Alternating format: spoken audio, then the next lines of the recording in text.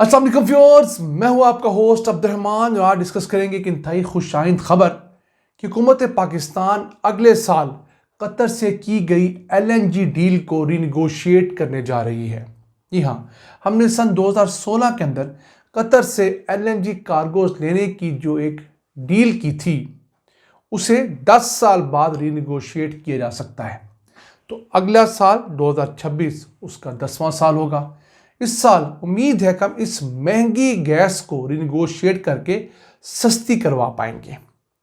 सन 2016 के अंदर पाकिस्तान ने कतर के साथ डील की कि वो हर साल 3.75 मिलियन टन गैस हमें मुहैया किया करेगा, यानी 5 कार्गो हर महीने कतर हमें दिया जाया करेगा। अब वो जो शिप के सूरत में कार्गो आप स्क्रीन में देख सकते हैं, ये एक कार्गो था। अब 15 साल की ये डील हुई थी और उसके अंदर ये शिक रखी गई थी कि दोनों पार्टीज में कोई भी अगर चाहे तो 10वें साल इस रेट को, प्राइस को रिनेगोशिएट कर सकते हैं और अगर दोनों के अंदर कोई ज़ेनी हमआंगी नहीं हो रही तो 11वें साल इस डील को ख़त्म करने के लिए भी मुज़ाकरात का इज़हार किया जा सकता है। अब पाकिस्तान के जो वज़ीर पेट्रोलियम है मुसद्दिक मलिक, उन्होंने इस बात का ऐलान किया है कि हम लोग 2026 के अंदर इस बात पर गौर कर रहे हैं कि कतर से होने वाली महंगी डील को रिनेगोशिएट किया जाए। ऐसी बात है, नून लीग की पिछली हुकूमत की गई महंगी LNG डील को नून लीग की अब वाली हुकूमत रिनेगोशिएट करेगी, लेकिन उसमें ने कोई बुराई नज़र नहीं आएगी। अब 2016 के अंदर हम लोगों ने 5 कार्गोज लेने की जो डील की, उसमें जो रेट था गैस का वो 13.37% ब्रेंट के मुकाबले में था, यानी खाम तेल का जितना रेट था उसके 13.37% के ऊपर गैस मिलती थी फी MMBTU। ये डील कर गए नवाज शरीफ, लेकिन उसके सिर्फ 5 साल बाद 2019-20 के अंदर इमरान खान हुकूमत ने कतर से ही गैस लेने के 4 LNG कार्गोज की डील की। नवाज शरीफ ने 5 की, इमरान खान ने 4 कार्गोज की, लेकिन रेट के अंदर 31% की कमी करवा ली गई। 13.37% का रेट कम करके 10.2% पे लॉक करवा लिया गया और उस वक्त PTI हुकूमत ने दावा किया था कि हमारे इस इकदाम से अगले 10 सालों के दौरान पाकिस्तान को $3 अरब की बचत होगी। और ये जो डील की गई थी 2019-20 के अंदर, ये 10 सालों के लिए की गई थी, पहले वाली 15 सालों के लिए की गई थी।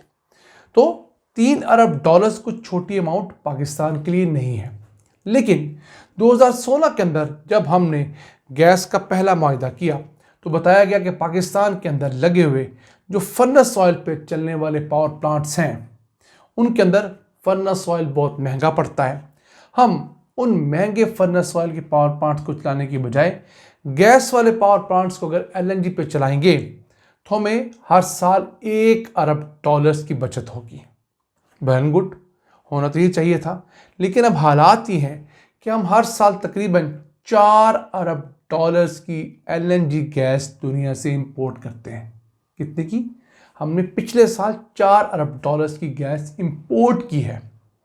यानी आज से सिर्फ आप 20 साल पहले चले जाएं, मुशर्रफ के दौर में पाकिस्तान एक गैस सरप्लस मुल्क था।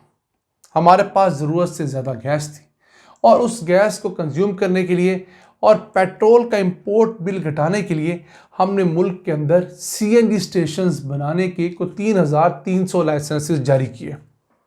खरबों रुपए की सरमायाकारी हुई, मुल्क के तूल व अर्ज के अंदर CNG स्टेशंस लगे, लोगों ने खरबों रुपए की सरमायाकारी करके अपनी गाड़ियों में CNG किटें भी लगवाई। लेकिन 10 साल से भी कलील अरसे के अंदर पाकिस्तान एक गैस सरप्लस मुल्क से गैस डेफिसिट मुल्क बन गया। हम लोगों ने अपने ज़खायर को इस तेज़ी से कंज्यूम किया कि हम लोग ज़रूरत से ज़्यादा गैस घटा बैठे और उसके मुकाबले में हम लोगों ने लोकल गैस की प्रोडक्शन और लोकल डिस्कवरी पे कोई ख़ास ध्यान नहीं दिया। यही वजह है कि आज हम घरों के अंदर लोड शेडिंग देखते हैं गैस की। आज से सिर्फ 2 साल पहले चले जाएं तो गैस की लोड शेडिंग का तस्वर नहीं था। ये बात तो आपके और मेरे होश की है।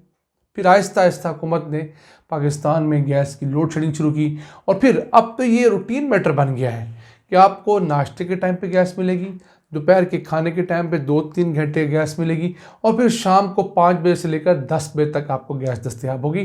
पूरी रात ख़ास शदीद तरीन सर्दियाँ हों, गैस दस्तयाब नहीं होगी। ये सब कुछ उस मुल्क के साथ हो रहा है जिस मुल्क ने गैस के नाम पर गैस के इस्तेमाल में इस कदर बेपरवाही बरती है कि गैस का अगर चूल्हा दोबारा इस्तेमाल के लिए चाहिए तो चूल्हा बंद ही नहीं किया गया, आधा घंटा वो चूल्हा जलता रहा। क्यों? खातून खाना ने उस माचिस को दोबारा जलाना मुनासिब नहीं समझना था जिसके ज़रिए उस चूल्हे को जलाया जाता था। तो फिर हमारे साथ ऐसा ही हुआ। अब जो गैस की डील हम लोगों ने कतर के साथ 2016 में की, वो 16 अरब डॉलर्स मजमूई तौर पर हमें 15 सालों के अंदर कॉस्ट कर रही है। यानी 15 सालों के अंदर हम लोगों ने 16 अरब डॉलर्स की गैस कतर से लेनी है। तो अब हमारे पास ऑल्टरनेट पाकिस्तान के अंदर गैस के ज़खायर ढूंढने के साथ साथ पाक ईरान गैस पाइपलाइन है, बशर्ते हम उसके रेट्स भी बेहतर रीनिगोशिएट करें। आज की तारीख तक ईरान से आने वाली गैस कतन कोई सस्ती गैस हरगिज़ नहीं है। ये भी एक महंगी गैस है हमारी लोकल गैस के मुकाबले में। हमें ईरान के साथ भी रेट रीनिगोशिएट करने होंगे और फिर ईरान जिस साउथ पारस गैस फील्ड से हमें गैस देना चाहता है उसकी वो गैस फील्ड अभी फुली डेवलप ही नहीं हुई और ईरान के भी दूर दराज के इलाकों में गैस की लोड शेडिंग पिछले 2-3 सालों से रिकॉर्ड की जा रही है। इन हालात में ईरान हमें धमका तो सकता है, लेकिन ईरान से अगर हम बाकी गैस लेना चाहें तो ईरान के पास भी वो गैस देने की कैपेसिटी नहीं है। हाँ, अपनी गैस फील्ड वो डेवलप कर ले अगले 2-4 सालों में तो फिर हमें वो ज़रूर गैस दे सकता है। एक और ऑप्शन पाकिस्तान के पास है, TAPI gas pipeline, Turkmenistan, Afghanistan, Pakistan, India gas pipeline.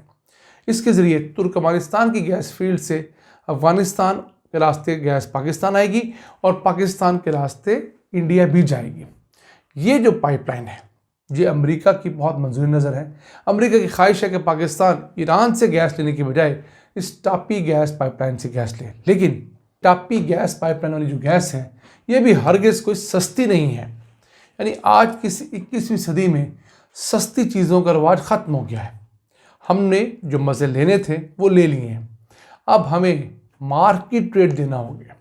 लेकिन हम एक काम कर सकते हैं कि हम अपने घरों में लगे हुए गैस के आलात को अपग्रेड करें, एनर्जी सेवर गैस के चूल्हे लगाएं, एनर्जी सेवर गीज़र लगाएं, एनर्जी सेवर हीटर लगाएं।